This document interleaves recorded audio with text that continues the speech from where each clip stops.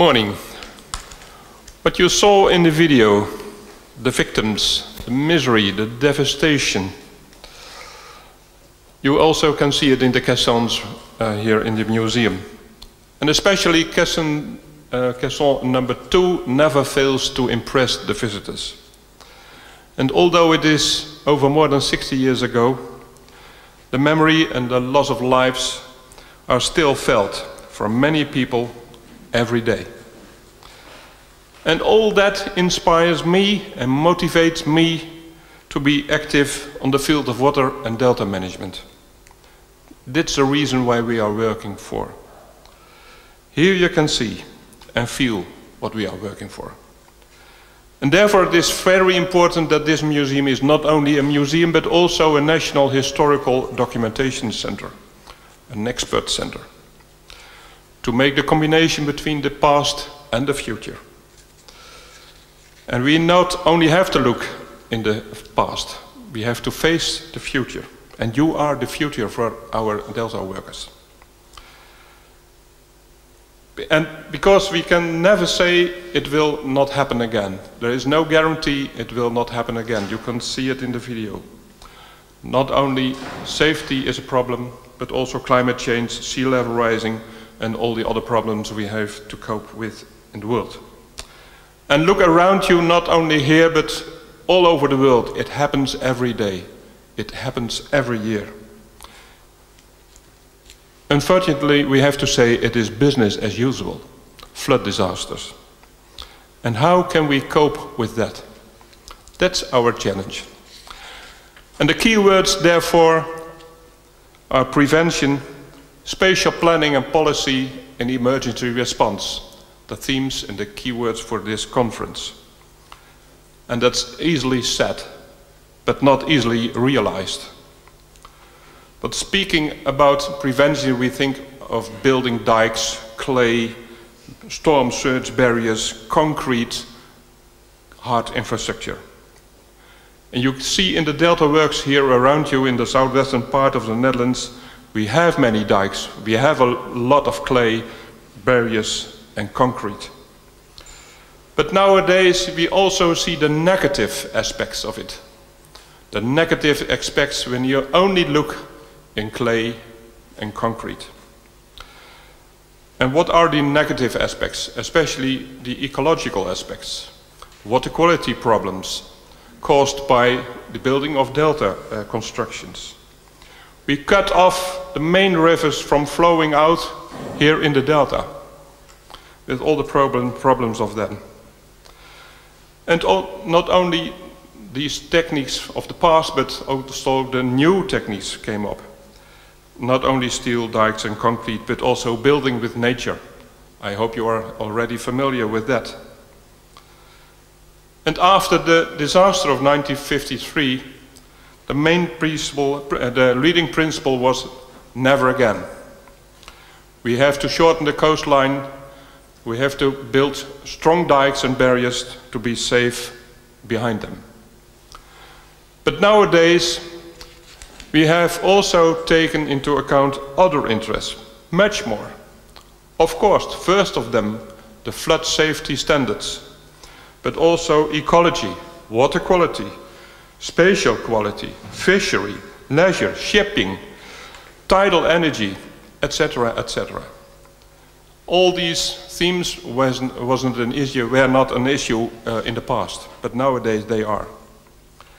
And not only these issues, but also the views and opinions of much more self-confident citizens than it was in the past.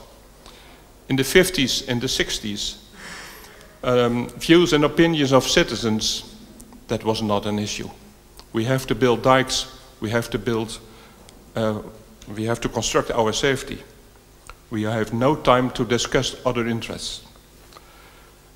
And that's the real challenge for you as the new Delta workers, how we can cope with all these interests, we can take all these interests into account. Prevention is one thing, but the what-if question cannot be neglected. There is no guarantee against flooding or inundation. We need also spatial planning, as you can have seen in the video, to mitigate the effects when it happens. In our country, we are no longer familiar with that. For instance, in the early Middle Ages, people in the Netherlands built artificial dwelling mounds. When there was inundation or some flooding, people could flee safely to these mounds. The people were aware of the risks living here in the low-lying area. And nowadays we have what we call the safety paradox. The safer we are, the less we are aware of the risks of it. And that is a main topic in the what the OECD has written in their report about the lack of awareness of flood safety in the Netherlands. Very strange when I tell you that the main risk and the biggest risk in the Netherlands is flood safety. We are more aware of the risks of air pollution or safety in the neighborhood of an airport than we are of flooding risks. Very strange. The awareness of flood risks in the Netherlands is too low. And when we are speaking about water and delta management, we are speaking about the engineering in a multi-focus way with the many interests, spatial planning, but also of the well-organized emergency response. We cannot forget that. And all these aspects, we have to combine them in a society where a number of people not always, to put it mildly, easily agree with each other. Everybody has an opinion in the Netherlands. Challenges enough, I think, but also new chances and new possibilities. And I'm convinced that we will hear more about them during this conference. I have seen the speakers we will see these 3 days, and I'm convinced they will challenge you. 3 days during which we can face the future and learn of the past. And of course, exchange experiences and views. And I wish you a successful conference. Thank you very much.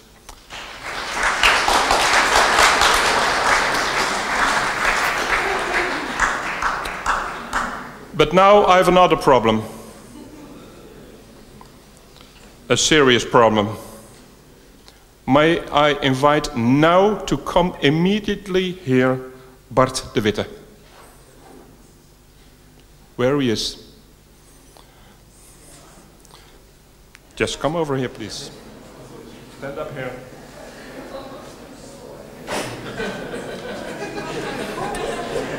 What is his crime for this morning? Yeah, vertel mij. Yeah? A little bit nervous? A little bit nervous. Okay.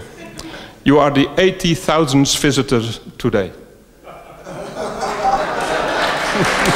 Congratulations.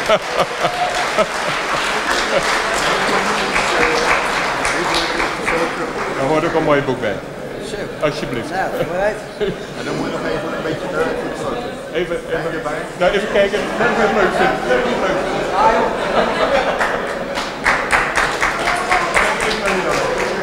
Deze keer, hè? Van dit jaar.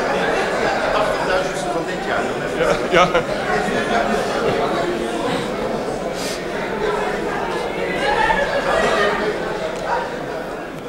For all good understanding, he is the 80,000th visitor of this year. So that means at the end of the year we are 100,000, something like that. So, my congratulations. Tell it to your family, your friends and your surroundings to visit this museum. We want to see the 100,000th visitor. Thank you very much.